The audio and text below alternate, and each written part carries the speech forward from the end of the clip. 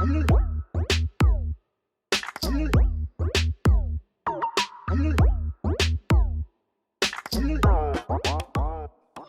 right, so first I want to talk about the PSLF waiver because it's new and it's limited, meaning it expires in Halloween.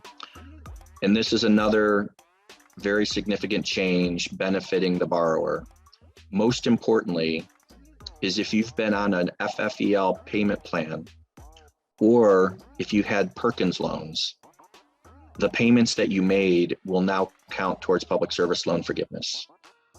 In the past, if you had FFEL loans or Perkins loans, you could get loan forgiveness, but first you had to consolidate. And then when you consolidated, all of your past payments went away. Your slate was wiped clean and you were at zero and you had to make 120 payments. That is no longer the case with this PSLF waiver. So it's phenomenal.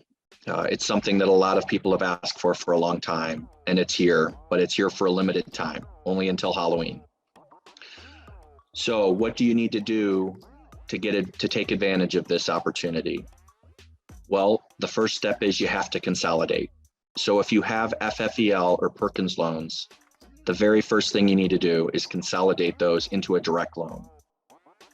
And I'm sure for some, that's a scary proposition because you know, or you've been told for years and years and years that that is going to reset your clock.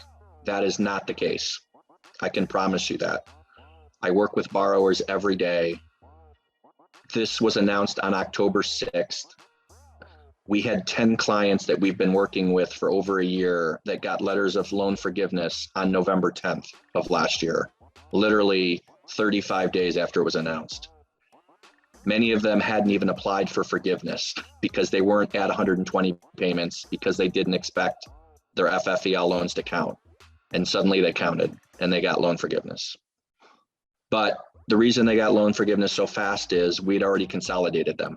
And so they were immediately eligible, all right? So if you have FFEL loans or Perkins loans and you've been making payments, you will want to consolidate. Okay, I'm sorry, I changed slides.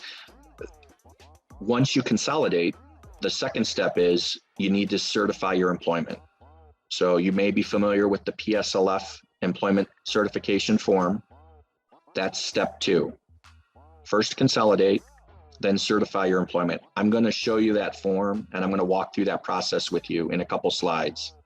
But just want to stress, it's still a 2-step process: consolidation, certify your employment. Another important change as part of this PSLF waiver is historically you had to be on an income-driven repayment plan. There's 4 types of income-driven repayment plans. There's pay-as-you-earn, revised pay-as-you-earn, income contingent repayment, and income-based repayment. So some of you may be familiar with that. Many of those are just alphabet soup. And that's fine. In the past, if you were on standard or graduated or even on extended plans, extended graduated, you were not eligible for PSLF.